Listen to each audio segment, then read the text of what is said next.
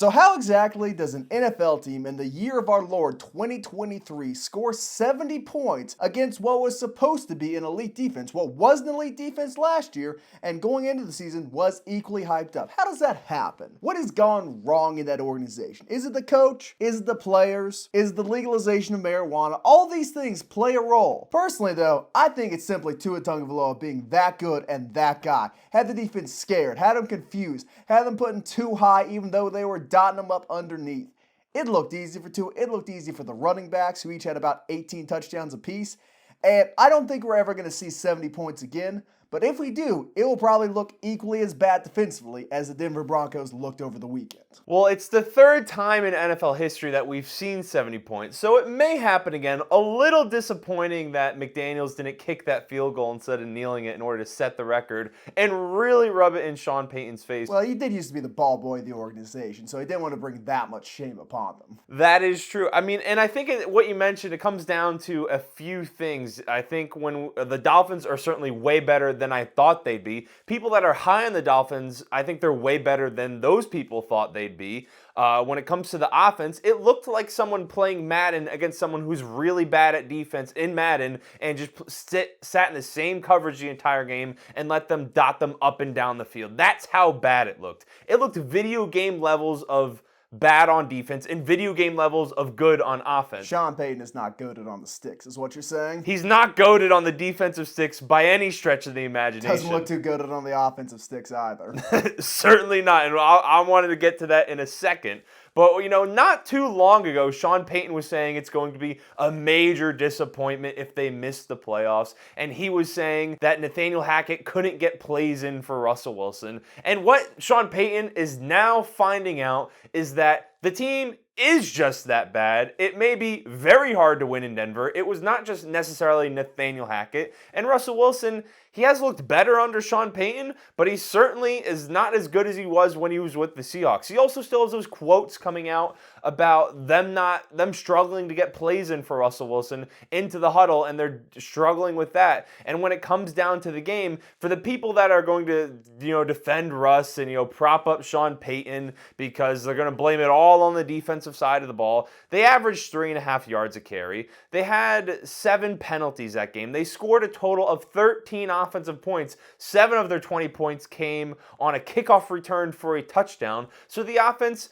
is pathetic. It's going nowhere right now. I mean, I know they scored points against the Commanders, but they also looked horrible in week 1. So they have one good week of offensive performance in a game in which they lost because their defense is in shambles. So we went from Nathaniel Hackett plus whoever else coached last season, to Sean Payton, and now the offense is still very not so good. And the defense is the worst in the NFL. Very not so good is a nice lukewarm take. Not bad, not great, not so good. Well, it's slightly below average. Enough gums have been flat. I'll put it to you this way. Everything is on fire in Denver. I thought another wildfire had broken out up in Colorado. No, Russ is just burning Mile High Stadium down. There is no solution to this. The receivers are a problem. The O-line's not good. The D-line doesn't look good. The secondary's not good. Everything is wrong, and this is quite literally the most valuable football team in the NFL because the owner just spent $6 billion on it to buy it away from its previous owner.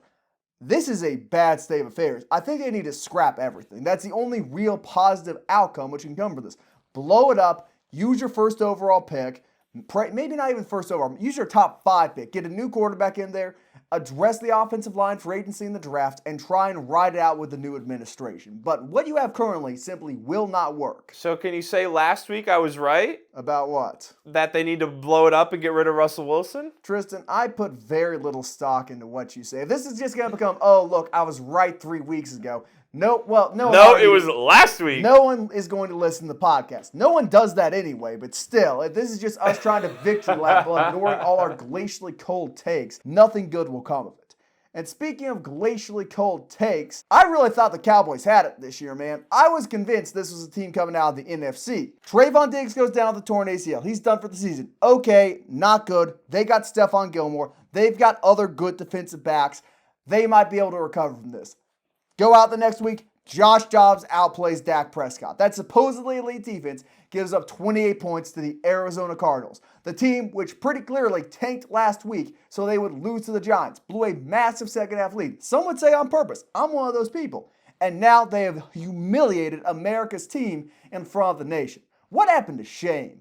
Where are we as a society where we will let mediocre squads like the Cardinals, not even mediocre, abysmal squads like the Cardinals, come in and bully the Dallas Cowboys? The Cowboys are in shambles. I'm going to stop saying they're the best team in the NFC. They have the opportunity to get back on track in 2 weeks when they play the 49ers in San Francisco. If they don't pull off that upset, though, yeah, it's just another year of mediocrity and a divisional round exit. Well, when it comes to the Cardinals, I think it's very clear they're way better than anyone gave them credit for heading into the season. Jonathan Gannon specifically, I think we kind of viewed that hire as almost, hey, it's, maybe a 1 year, 2 year hire while this team completely falls apart, as it looked like they stripped down the roster prior to the season to kind of, tank. But that's not the case. Jonathan Gannon, turns out he was a major part of the Eagles' defensive success last year. The Cardinals' defense went from the second worst scoring defense in the NFL last season to shutting out the Giants for the entire first half 2 weeks ago. And this week against the Cowboys, they only put up 17 points. And when it comes to the Cowboys specifically, this kind of just tells you that improvements that we thought they made in the offseason in certain areas has not happened. Well, some fans thought they made on the offense specifically. When it comes to the defense, it's not like Josh Dobbs destroyed them and beat them through the air. He only threw for like 180, 190 yards. The Cardinals averaged over 7 yards a carry, absolutely destroyed the Cowboys on the ground. And the Cowboys' run defense, they may have a phenomenal pass rush and a phenomenal pass defense. Trevon Diggs isn't the reason that their defense struggled in this game. It's a fact that they couldn't stop the run, whether it be James Conner, Rondale Moore had a long carry in there. Josh Dobbs was carried tearing it. Them up. 50 yards on the ground. You'll never see that from Dak. Over 7 yards a carry. So that's a major problem for the defense. And then on the offensive side of the ball, all the Cowboys fans, they get Kellen Moore out of there, get Kellen Moore out of there. Well, Kellen Moore's offense has over 400 yards of offense over in the Chargers. And now you have Mike McCarthy calling plays, and they had to beat a Giants in the rain while his defense dominated and scored 2 touchdowns. And you played the Jets with Zach Wilson the week after losing their starter. So the offense wasn't forced into any game where they had to, compete with another offense that was doing all that much. And right when that happens, Mike McCarthy, receivers aren't getting open, play calling is boring, and they can't get it done on the offensive side of the ball. So lack of creativity from Mike McCarthy and the defense getting gouged for over 7 yards a carry are the major reasons why the Cowboys lost this game. To be fair, Kellen Moore has played 3 of the worst defenses in the NFL. That 400 yards per game number is nice when you get to play the Vikings and the Dolphins. But I would argue if they had to face the Giants in hostile weather, the Jets, which are still a good defensive unit, and this Cardinals team, which admittedly better defensively than we expected, addition through subtraction by getting rid of Isaiah Simmons perhaps. Clearly he was not doing anything over there and isn't doing anything in the Big Apple, or the Big Jersey as I like to call it. But I still think they'd be a little bit better, but I don't think it's that big of a difference. The Moore thing isn't the problem. The defense, to me, 28 points just seems far-fetched for an offense which was supposed to be this bad, whose quarterback was not with the team until about a week before the season started. That is what is really killing them. The run defense, they've got good linebackers. Mozzie Smith is not playing a lot because evidently he's not ready yet, but they should have a good interior defensive line. Also worth noting, their offensive line was missing 2 or 3 starters, which doesn't help things, but still. It's not a good setup in Dallas. I think they can recover from this. Obviously, it's week 3. They could still go 14-3, 15-2 if things go perfectly for them. But this is an embarrassing loss, and it just gives idiots like us a platform to talk down on them. Well, like I said, I don't have much else to add outside of the fact I think their run defense, very concerning in a loss like that, and their offensive play calling when they need to play an elite offense that is capable of pushing a ball down the field. If you're losing to the Cardinals, who just control the game on the ground, what are you going to do when you play a Dolphins? If you play the Kansas City Chiefs, the next team we're talking about here. Look at that transition. Oh, okay. I thought you said you didn't have anything else to say. I don't have anything else to say. Well, look at that. Look at that transition. Great transition, Isaiah. I'm like that, man. I'm like that. Speaking of one disappointing team going to another, we had to watch the Taylor Swift Bowl as the Bears were humiliated on national television in front of an audience of teenage and middle-aged white women as Travis Kelce, Patrick Mahomes, Jerick McKinnon, and the entire Chiefs offense ran over the Bears defense. On the other side of the ball, Justin Fields did nothing. The running backs, nothing. Claypool, nothing. Moore, not much. More like less. But it's a bad state of affairs. 3 weeks in, and it looks like we are about to blow things up. And everyone's pointing fingers at everyone else. The players are blaming the coaches are blaming the players. The field security is blaming that one TikToker G-Fed for $100,000 of equipment getting stolen right from under their noses. But I think it is pretty safe to say, much like the Broncos, Chicago needs to blow things up. The only problem, while they are on track for the first overall pick, I simply can't see the team winning a game. There is no way Caleb Williams, who was making $3 million plus every single year on his NIL deals, says, okay, I will come out of college and go play in Chicago in a terrible market, with a terrible team, with a terrible offensive line, with terrible weapons. It's not going to happen. He's staying in college another year. And that puts the Bears in the spot of, so what do they do now? Drake May? Bo Nix? Does Shedeur Sanders come out if Caleb Williams doesn't? They have no direction. They don't know what they're doing in life. Travis Kelce owns them, and Travis Kelce is about to be a $740 millionaire if he actually pulls off this successful relationship with T. Swift.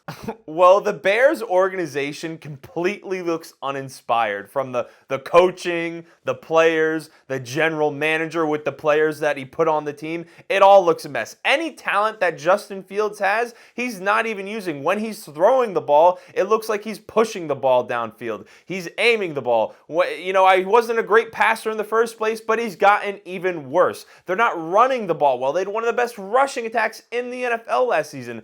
Everything is a mess. I don't really see a way anyone in this organization makes it through the season outside of someone like, maybe they'll keep DJ Moore on the roster, maybe. And then when we look towards the end of the season, they're not winning that many games. They're probably going to wind up with the first overall pick. The coach is going to get fired. The general manager and quarterback are all getting fired. Because you also want to appeal to a Caleb Williams. Hey, we're bringing in a new, better staff, offensive mind. We're not going to hire a defensive head coach to be your first head coach in the NFL. And fun fact, right now, per statistics, the Bears have a 38% chance of getting the first overall pick because they also have the Panthers pick. Oh, I think it's higher than that because who possibly can the Chicago Bears beat? I don't think they can beat the Broncos. They can't beat the Vikings. The Vikings at least look competitive in losses. Have the Bears looked competitive once this year outside the first quarter? You say that. What's the path to victory? Because now when I say this, I'm not saying the Bears are better than your beloved Vikings. If you, look.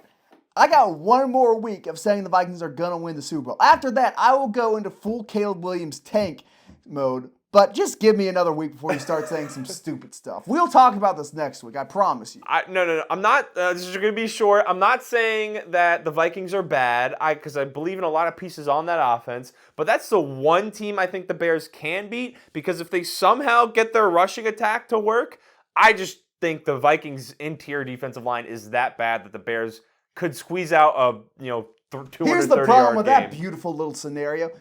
The Vikings' defensive line, the interior, is not the issue. The Bears' interior offensive line might be worse. That's a problem. They got to go outside the tackles, and Danielle Hunter is on pace to, I believe, set the single-season sack record. He might be one sack short of that, but he's going off. They got good defensive end play. They're not getting anything outside. They can't get anything up the middle. This team stinks. All I'm saying is I see a path to victory against the Vikings. Granted, maybe. Let's just talk about the Vikings now. We don't really need to touch on the Chiefs. Congratulations, you blew out the Chicago Bears. Travis Kelce got his touchdown, and T. Swift fans are now having to learn what a crack block is. Good for you. Let's just go to the Vikings here, a little bit out of order from what we were playing to, but losing in embarrassing fashion. I didn't get to see the second half of this game, but when I saw it was 28-24, when I got off my airplane, I thought, okay, there's one of two ways they lost this. Either the Chargers drove down the field and scored a last-second touchdown, or the Vikings had the ball, threatened to score a touchdown, and either came up short or turned the ball over in some way. And turns out, 7 seconds left, old Big Kirko calls a play of his own volition, throws a beautiful ball which is tipped, had no chance of getting caught in the first place, and is intercepted in his own end zone.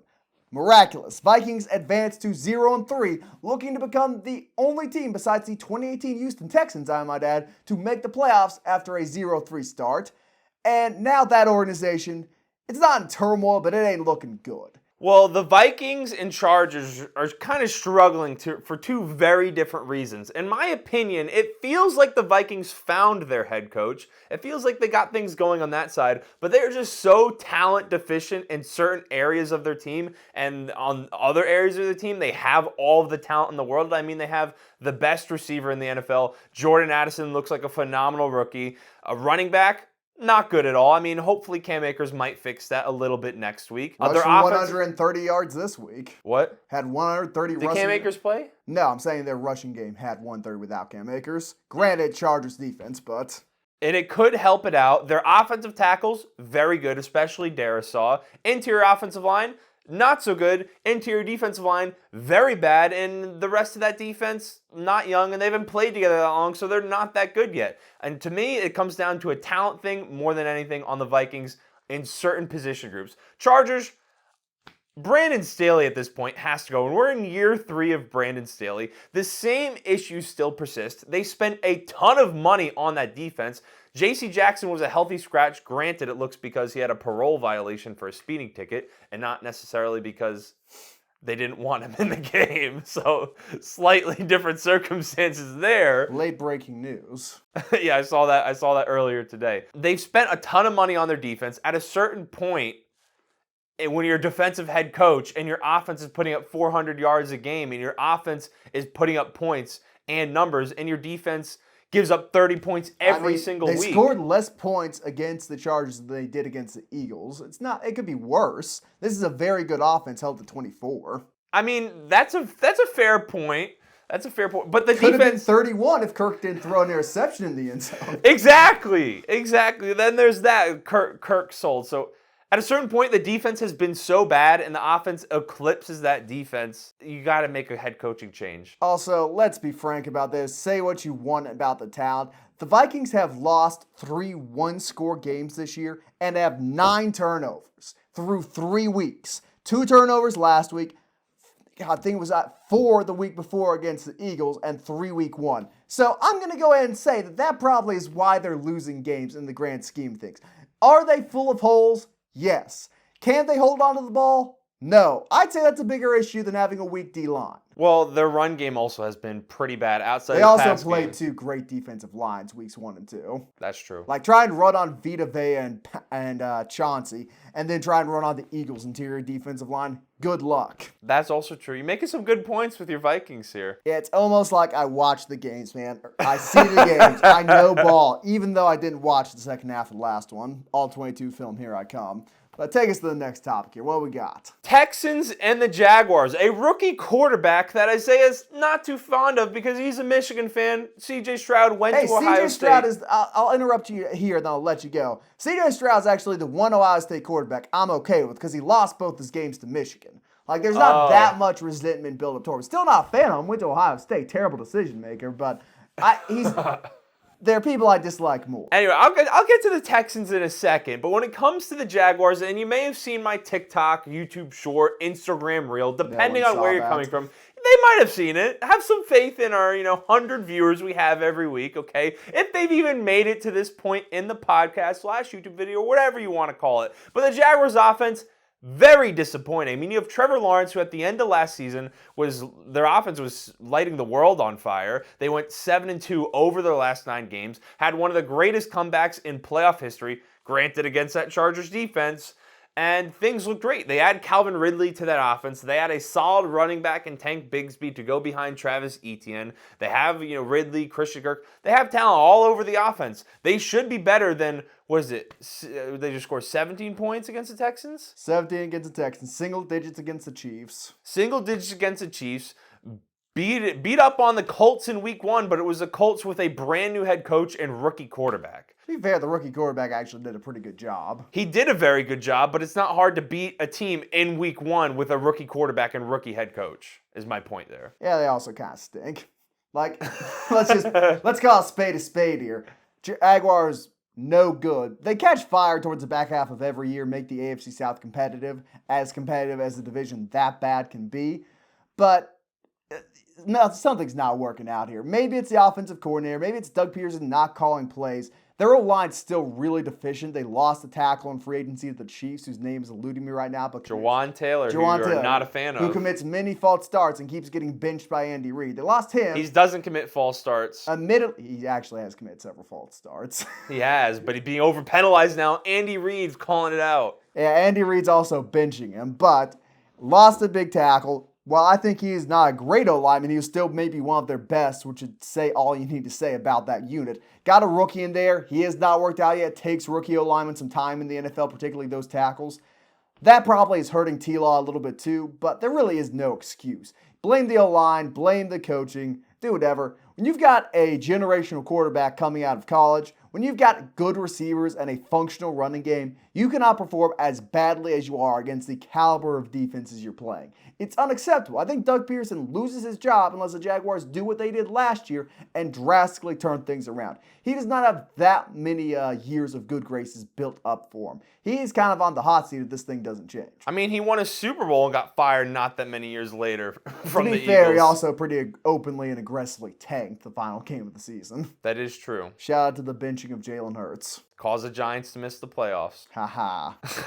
On a 6-win season. Deserved. Anyway, when it comes to the Texans, not to take credit away from them, but also to what you were speaking, they just don't have all of the talent in the world yet when the Jaguars have stacked up all those picks and they've rebuilt the talent on their roster. I disagree with that somewhat. Nico Collins has looked great this year. Coming into his third year, has some stability, looked very promising in Michigan. Tank Dell, obviously very good. Dalton Schultz hasn't been heavily used, but that's a talented tight end. The running game's not there. I'm a little bit disappointed by that, but I think that's more interior O-line than the backs not being talented. This is this is a sneaky talented offensive core, particularly Nico Collins. Breakout year so far. Same with Tank Dell. Those two look like very good receivers. Sneaky talented, but their defense, credit to D'Amico Ryans because he put obviously incredible defensive coordinator with the 49ers, but to do what he's done with the Texans so far and hold the Jaguars to that many points, that's also a piece of the puzzle too. And I just want to say specifically, CJ Stroud has looked like, also because Anthony Richardson missed the game due to concussion, and we're only 3 games into their rookie years, but he's been the best rookie quarterback so far, and I don't think there's any denying Translation, he's been better than Bryce Young. Well, Bryce Young was also just injured. The bar is not high. But he's been very good. I mean, he's maneuvered the pocket very well. He's getting the ball out to Tank Dell. He's getting the ball out to Nico Collins. He's functioning in that offense with, even though you just said sneaky talented offense, would anyone put them in the top 15 talent-wise for receiver and running back group in the NFL? Well, they're probably bottom 10. It's been 3 weeks. I would not make these bold, broad, sweeping statements until we reach the halfway mark. It also could change drastically once people get film on CJ who actually know football and realize some weaknesses in his game. I don't think watching Ohio State film quite equates to game planning against the guy in the NFL. But speaking of offenses, which we thought were going to be in the top 10 but have fallen apart miserably so far, those Ravens ain't looking too special. The birds are not flying up in Baltimore. Did not look great against the Indianapolis Colts, and when it comes to the Colts succeeding so much with Gardner Minshew at the helm... To be fair, Gardner Minshew is the best backup quarterback in football. Let's not mince words, or I sense some slander about to flow from your lips.